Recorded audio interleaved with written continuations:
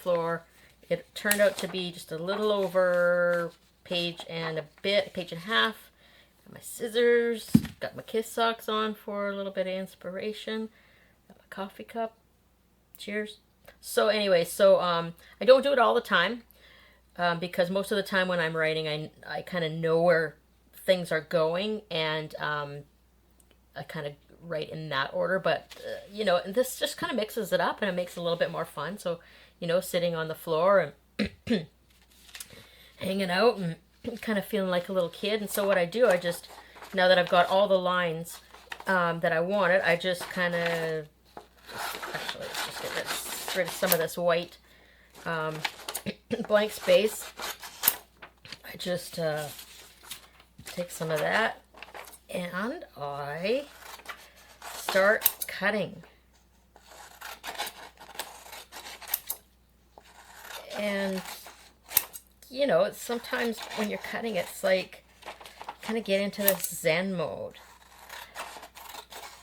Maybe a little bit, maybe a little bit destructive as you're cutting things, but yeah, I don't know. It's a little bit different, a little bit more. Maybe it is more a little bit more meditative, I guess. This song is called, working title is Rock and Roll Revolution. I was going through some of the songs that I've been writing, and I mean, most of my songs are pretty heavy and dark, and so it's like, I just want to write a fun song. And so I'm taking a little bit of inspiration from Kiss. There's, when you got titles like Love Gun and Calling Dr. Love, are they really going to be that deep? No, and that's what I love about them. Anyways, as I'm just noticing there's an F-bomb on here. Whatever. May or may not end up in the song. I don't care. It's part of the creative process. My mother will crap her pants. Whatever. It's all in the name of rock and roll, right? Pissing people off. My voice is a little bit wonky because last couple months I got hit really, really hard with pneumonia, and after I got back from holidays, and so now I'm in vocal recovery. And it's slow. I'm impatient. I can't sing full voice yet. So any of the videos that I'm going to be doing with singing I won't be able to do for a while until things get better. It's slow, but I'm making progress every day, so that's all that counts.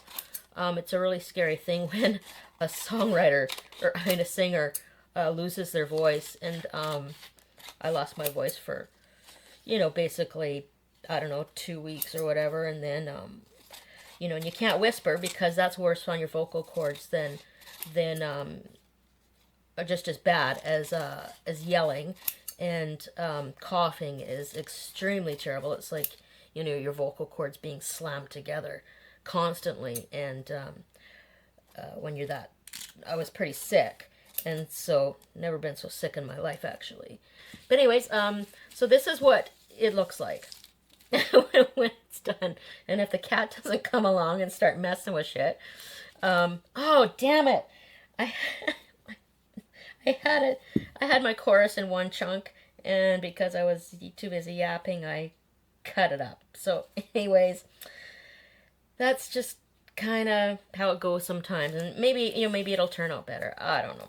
Anyways, let me just get rid of some of this. So what I do from here is, let's just quit rambling, and I just kind of lay things out and kind of look at them. Sometimes I have an idea of where I want things to go. Sometimes I can just look at a line and go, hey, that's a great start of a verse. Or, that's, as I'm looking at it, it's like, oh no, that might be, this is going to be a verse chorus song. So, it's, I can kind of tell where things are going. I can't speak for everybody that uses this process, but I know David Bowie, because he was, essentially a poet, him and Bob Dylan, of course. But Bob or David Bowie would he would just lay it out, and then that's how he would write the song. And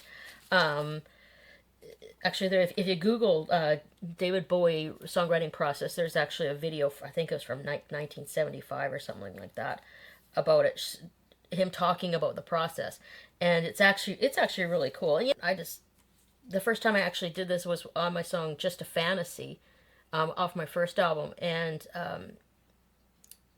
it was just one of those things because I just had way too much information and I needed to make sense of it somehow, and so I